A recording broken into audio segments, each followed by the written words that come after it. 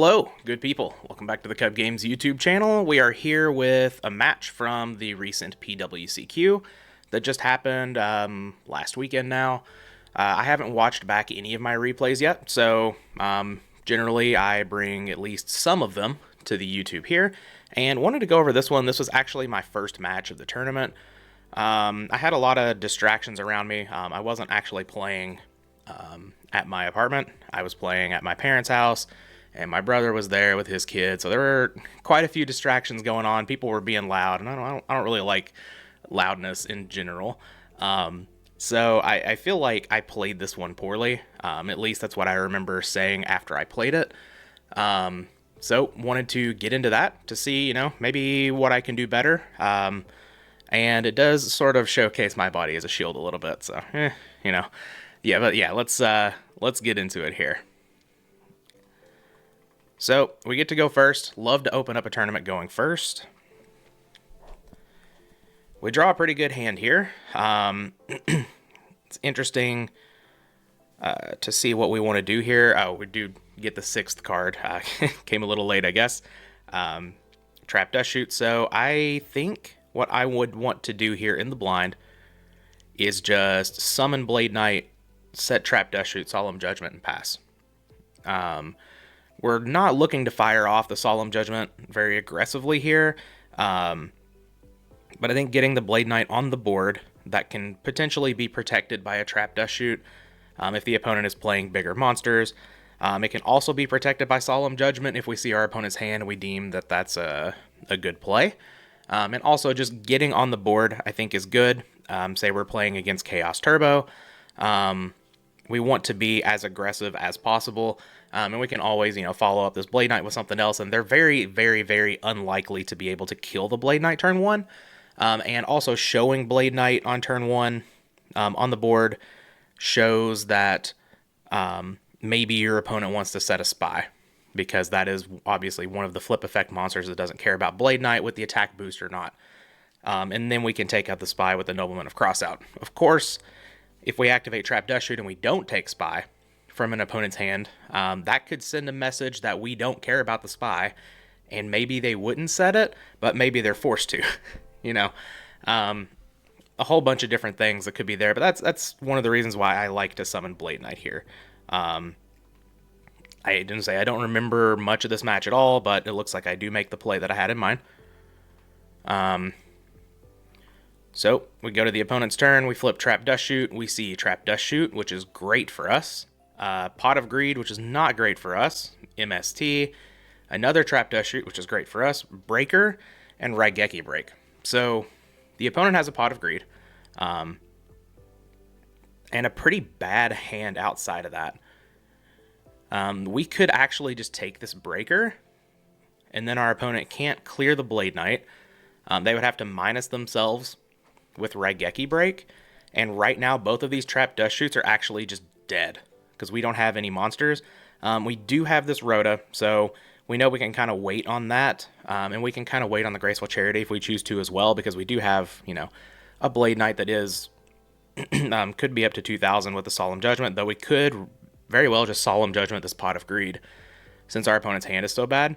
Generally, I don't like to Solemn Judgment the Pot of Greeds. I like to take out like the actual problem, but with our opponent's hand being so bricked and having a Raigeki Break that I would love for our opponent to minus themselves with, I think I'm actually in for just taking this Breaker with the Trap Dust Shoot and then solemning the Pot of Greed here. Unless the opponent throws off MST first. I don't know if I would advise doing that, but a lot of Warrior players, though, they actually MST in response here. That I do not like at all. Well, I guess they are clear from... No, that's fine. If it's another Trap Dust Shoot, it forces us to activate it here, and then it doesn't go through. The only problem is, it could be a Jar of Greed or something like that. So we get rid of our opponent's MST, we get rid of their Breaker, and that means the Pot of Greed is going to get to go through, which is fine. So we know of Raigeki Break, Trap Dust Shoot, Trap Dust Shoot. 3 cards that we don't care a whole lot about. And the opponent draws what's probably the best card in their deck, Tsukiyomi, to attack over the Blade Knight. This is fine. We can play around the trap dust shoots. This is, unless they activate it right here. They give the thumbs up, so I'm like, okay, that's probably Raigeki Break. So we're just going to summon the Dawn Zalug. Dawn is great on this board right now, so I don't feel the need to Graceful Charity first. If it's a Raigeki Break, which we think it is at this point, I'm perfectly fine with them ditching a card. Obviously, it's probably going to be one of the Trap Dust Shoots, which does kind of suck because it is a dead card for them, but I'm okay with them just throwing off a Raigeki Break here on a random Dawn when they already have 2 dead cards in hand. So we attack. They do ditch Trap Dust Shoot for Raigeki Break. That's fine with me. Now we have the choice of, do we play the Graceful Charity? We've already summoned, but of course we do get to ditch 2 cards, but we kind of don't want to really ditch any monsters here, so if we draw a bunch of monsters off of it, it's not really the best, because we want to keep the pressure up in this situation. So we could dig for Solemn Judgments, but one of those is already gone. We do know about a Tsukuyomi in the opponent's hand, and it's kind of dead. So the opponent could be inclined to set it if they don't have anything else to do, and then we can act accordingly. We do have 8,000 life points, so we're not under any duress or anything. The opponent doesn't have a setup graveyard at all, so I kind of like just passing here. I set Nobleman of Crossout. I do not like this play at all. There was no reason for me to set that there, I don't believe. I like the idea of just passing and not doing anything there. But the opponent just sets a back row. So we go to our... Oh, okay. I was playing around the last Trap Dust Shoot. That's the reason to set the Nobleman of Crossout. That's probably fine. Nobleman's a little bit less, or a little bit inconsequential to lose. Especially since our opponent's MST is gone, and we know we already sent a breaker back into their deck. So if they draw the breaker, they draw the breaker. We can run over that with a monster off of the Rhoda or whatever. So no, that makes sense. Knowing my opponent has a Trap Dust Shoot in hand, I'm pretty okay with this play. We draw Delinquent Duo, which is fantastic here. We get rid of a Tribe and, of course, the last Dust Shoot. So we don't know what the face down is. I don't know if I like holding here. I guess the reasoning is like the best card that I can get off of Rhoda would be DD Warrior Lady, since we know about the Tsukuyomi. And I think in the moment I was thinking, I don't want a Graceful Charity when I know that I don't want to discard Rhoda. And I just wanted more information first before doing it. We're in a fine spot. The opponent has no darks or lights in the grave, so we're not under duress of any chaos monsters just yet, but I kind of like trying to get on the board. One Raigeki Break is already gone. But here we really get what we want. The opponent sets a monster. Yep, I agree with just flip up Nobleman of Crossout first, because if we do determine that this is the Tsukuyomi, then we can make a play with Rhoda or Graceful Charity, depending on what's going on there. But we hit to Koichi, which is also very good. The opponent's playing all 3. Here, I think I like throwing off the Graceful Charity.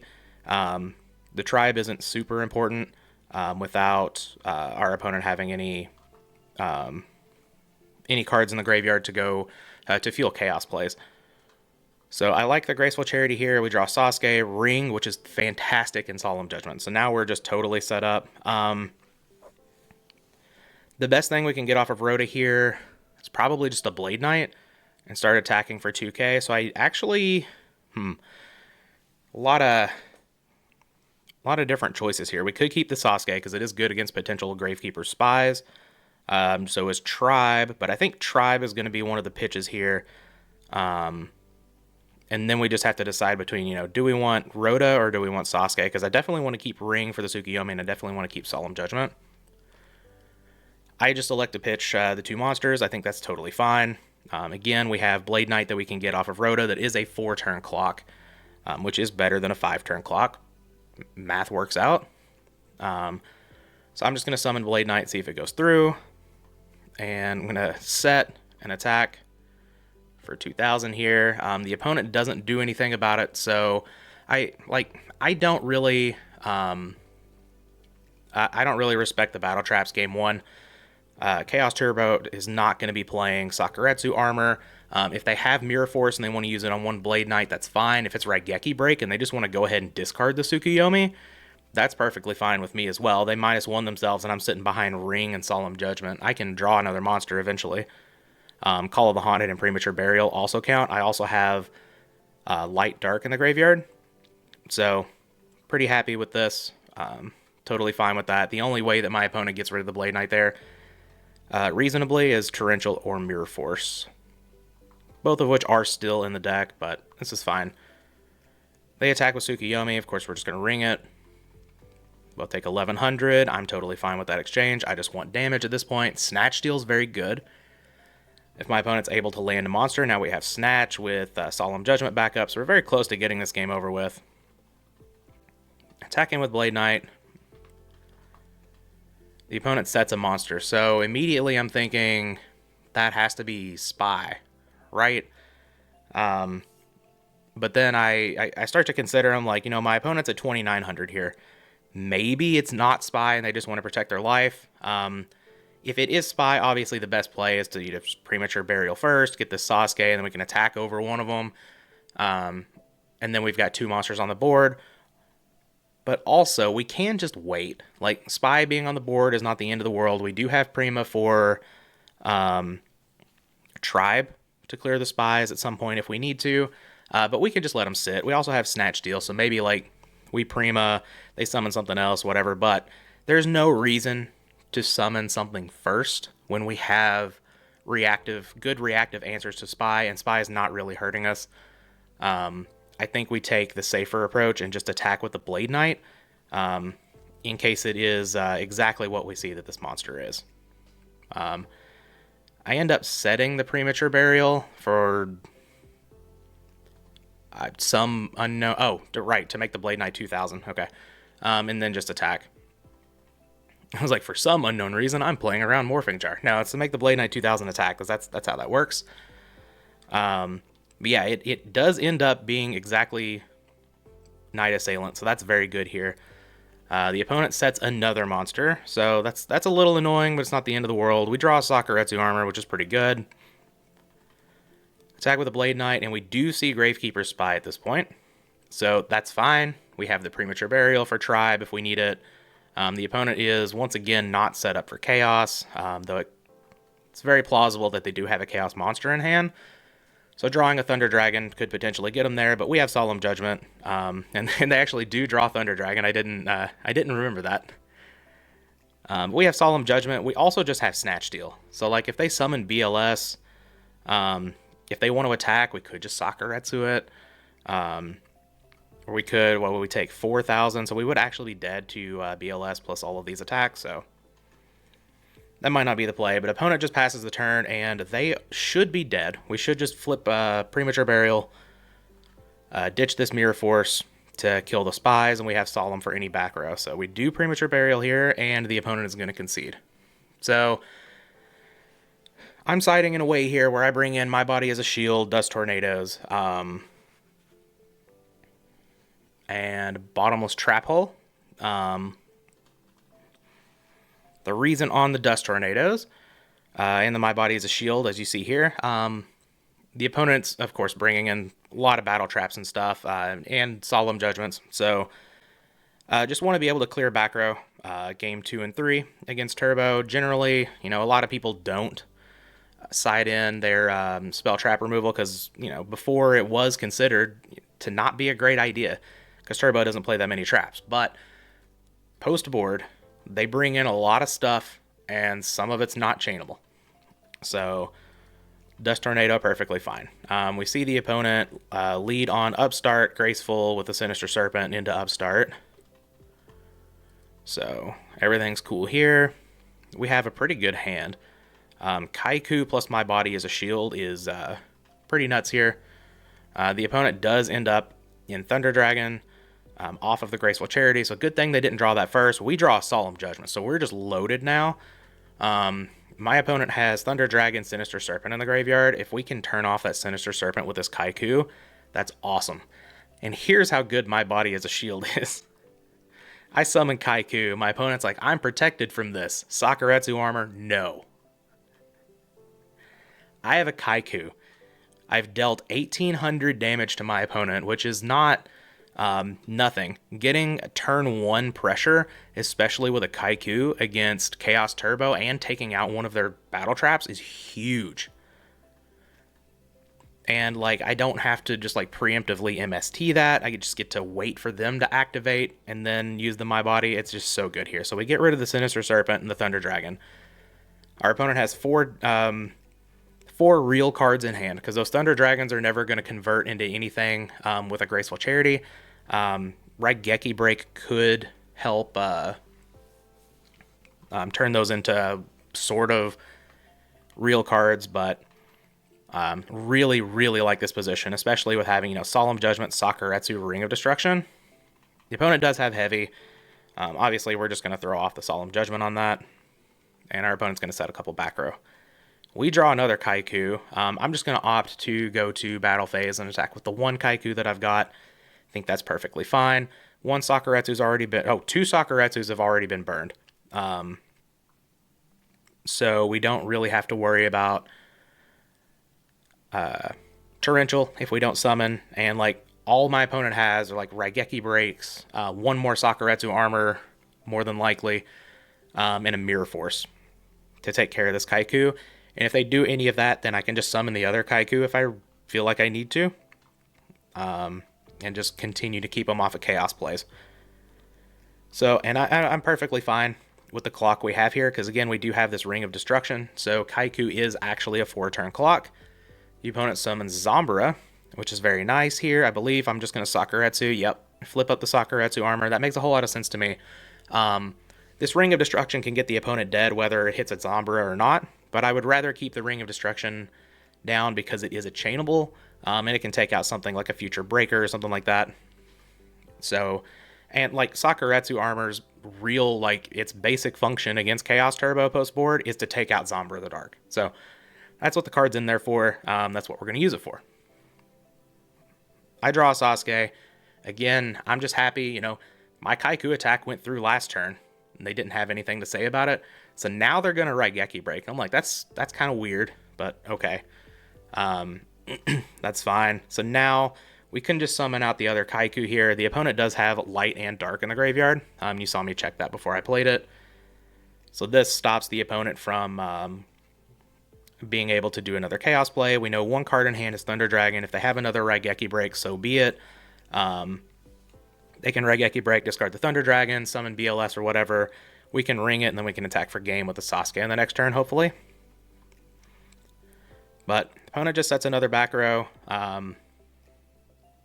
We know, or at least we think, this card here in the middle is not torrential.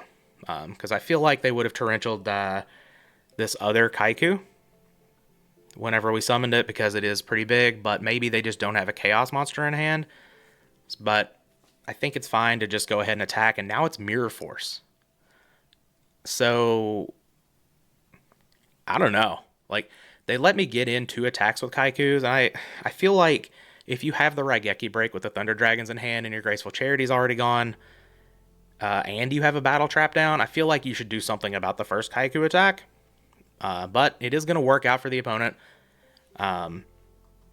They didn't keep their life total super high, but this is fine. So, opponent's going to MST, which I'm pretty sure they drew that off the top here. They hit the Ring of Destruction, and they bring out BLS, and I'm just like, they're going to steal this game from me after I thought I was in such a good position. But they attack over Sasuke. They leave me at 50. And I'm like, okay, we're not dead.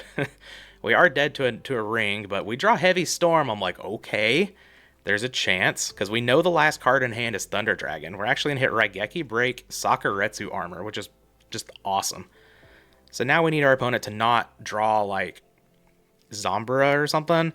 I am going to go with Tribe rather than Exile Force, because at this point, if I summon Exile Force and sack it, my opponent draws any monster and kills me. Whereas Tribe at least makes them draw a Kaiku if they're still playing it. Zambara, something like that to kill me. And of course, Tribe attacks for damage. It is a 3-turn clock. If I draw almost any monster, I think, well, level 2 wouldn't do it, but I think almost any other monster in my deck would kill on the next turn. So, fade 1 draw step, potentially win the game. Down for that. Opponent draws Tsukuyomi. I remember being audibly upset about that. But Tsukuyomi's likely not going to kill me here, so we're fine. Draw Rhoda, which can go into DD Warrior Lady, which is what I get. Dawn is no longer in the deck. I sided that out. Or I would have gotten Dawn here. But DD Warrior Lady can attack. It doesn't get got by Tsukuyomi. So, we'll see what the opponent does here. They set a monster, set a back row. Okay, so that's got to be Tsukuyomi, because it's not Thunder Dragon. Torrential's not gone, but Mirror Force is gone. So I think I'm a fan of just summon Sasuke and attack. It forces the opponent to flip one of these down. No, I'm just going to attack with the DD Warrior Lady. Okay. It's going to flip down the DD Warrior Lady. I'm not going to summon Sasuke. I guess it's the same thing, right? Yeah, there's no reason to summon one of them into potential Torrential Tribute. We see here that it's Solemn Judgment, but if it is Torrential Tribute and I summon Sasuke,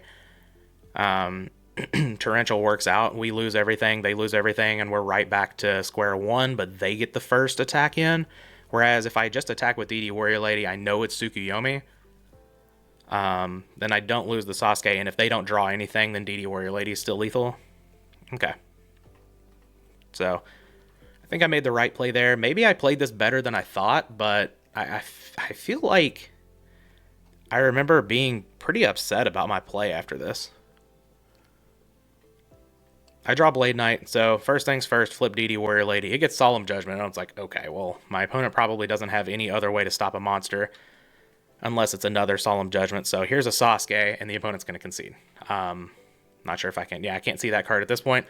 But we do take round one here. Not sure how much I'm going to put up of this tournament, but spoiler alert, had I won my last round, I would have been in the top 8.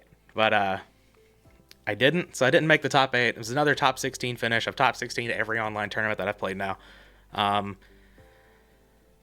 Pretty okay with those results. I've bubbled, twice now, I think. So I would like to get over the hump at some point, but we'll keep watching these replays, keep improving. We'll get there eventually. So I know these videos don't do as well because a lot of people are here for, the cool decks and the cool gameplay rather than the competitive analysis and stuff like that, but I still like doing them. It's good for me getting better, and I just enjoy it. So, hope you guys did enjoy, though. We'll be back with the next video.